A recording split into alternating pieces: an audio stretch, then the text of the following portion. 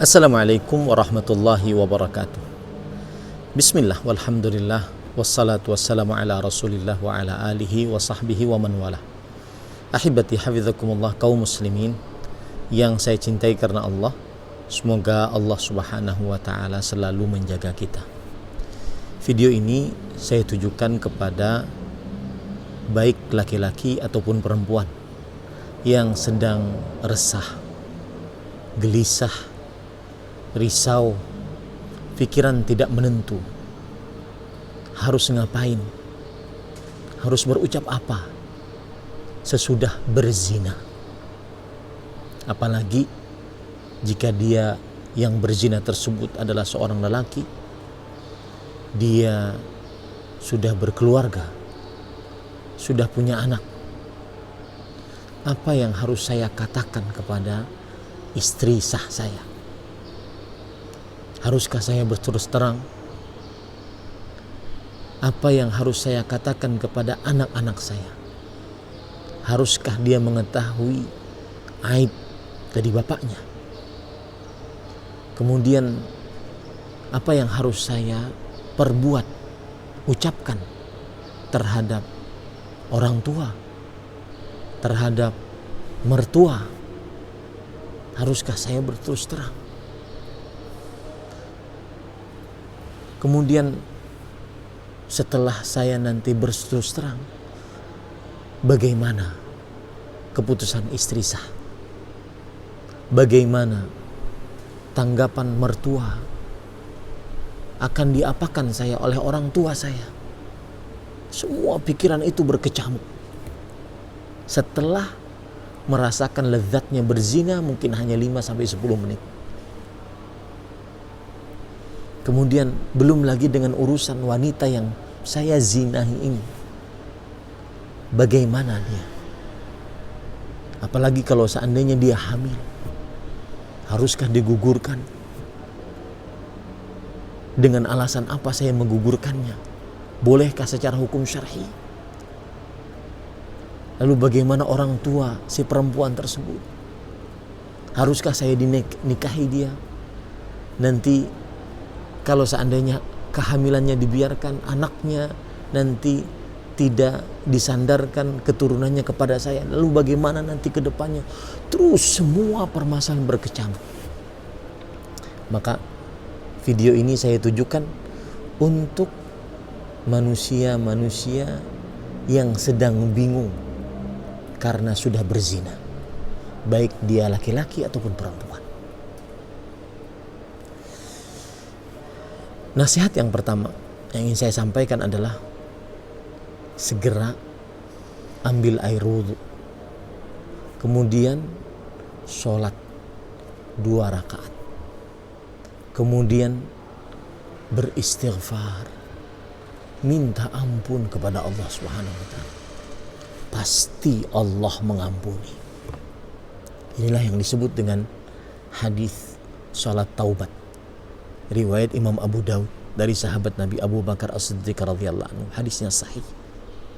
Ingat, setelah wudhu, sholat sebaik-baiknya 2 rakaat, lalu beristighfar dengan sebenar-benar istighfar, mengakui kesalahan, merasa berat dengan dosa tersebut, takut siksa Allah, malu di hadapan Allah.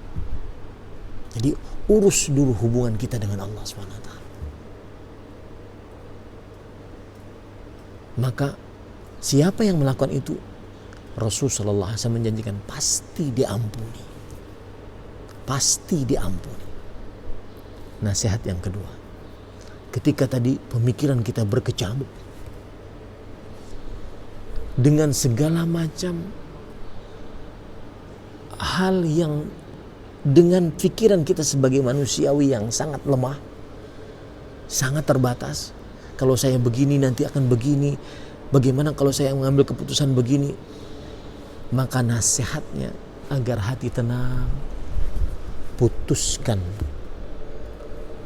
hubungan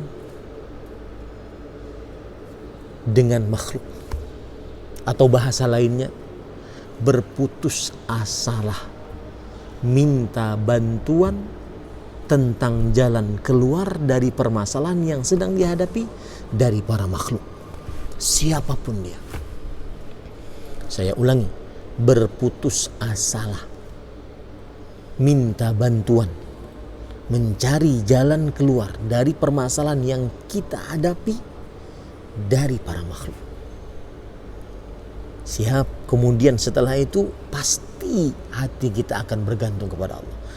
Cari perasaan itu agar hati tenang, agar hati mulai bisa berpikir dengan jernih, agar keputusan-keputusan kelak yang kita ambil benar-benar diberi petunjuk oleh Allah. Karena Allah berfirman, "Wa man yatawakkal 'ala Allah fahuwa hasbuh."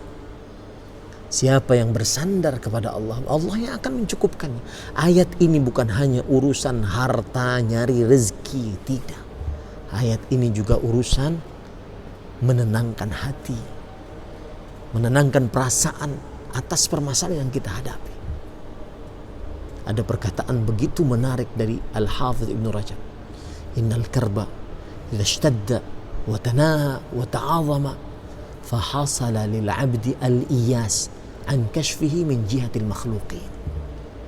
Sesungguhnya kesulitan jika semakin sulit, semakin memuncak, semakin besar, maka terjadi pada hati seorang hamba putus asa, minta bantuan dari para makhluk. Itu yang harus dicari. Berkomunikasilah dengan Allah. Ya Allah, saya sudah melakukan dosa besar, bimbing saya. Dan saya berpesan, yang ketiga, jangan pernah sandarkan dirimu kepada dirimu untuk mengurus dirimu. Sandarkan kepada Allah.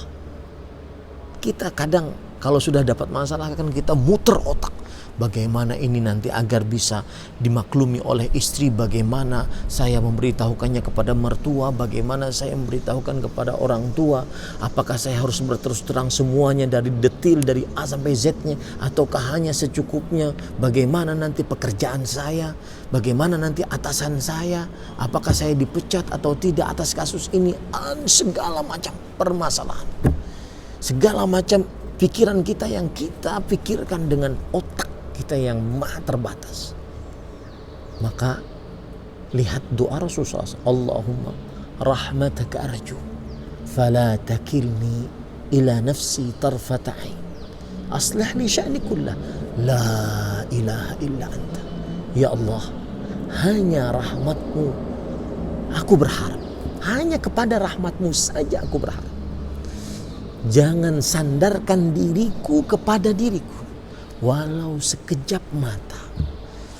Perbaiki seluruh urusanku. Tidak ada ilah yang berhak diibadahi kecuali Engkau.